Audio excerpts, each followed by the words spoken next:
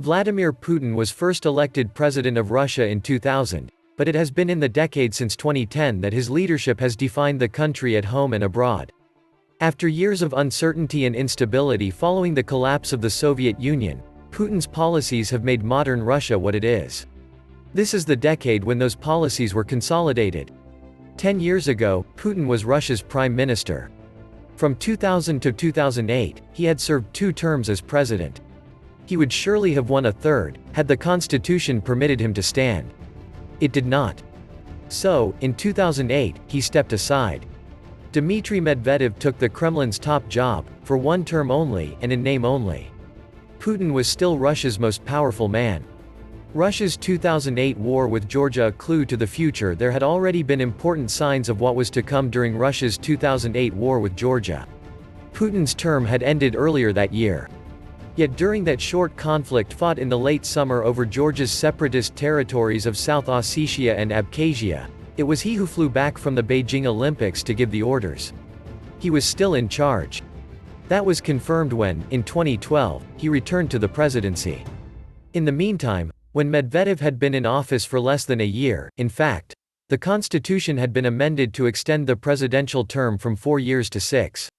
The war with Georgia had given other clues of what was to come. Russia portrayed its military campaign in Georgia as an action to protect civilians, and Russian troops stationed in South Ossetia as peacekeepers. The war also saw it achieve foreign policy aims, preventing Georgia's closer integration with the West, and membership of NATO in particular, by military means. 2 years after Putin's return to the presidency, Russia used the same approach on a larger scale.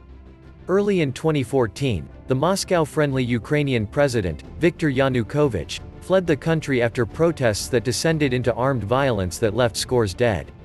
Russia soon acted to take advantage of the political uncertainty which followed, firstly by creating some uncertainty of its own.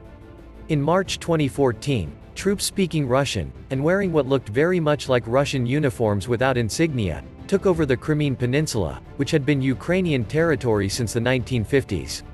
Only later did Putin concede what many had said from the start. These polite people, or little green men, were Russian soldiers, in not very convincing disguise. Annexation of Crimea boosts Putin's popularity, brings sanctions. While the annexation of Crimea was wildly popular at home, in December 2014, Putin's approval ratings, never low, stood at a remarkable 85%. There was a price to pay internationally. The United States and other countries imposed sanctions on companies and individuals. The goodwill between East and West, which had more or less existed since the end of the Cold War, although there were plenty of times when ties had soured, was over.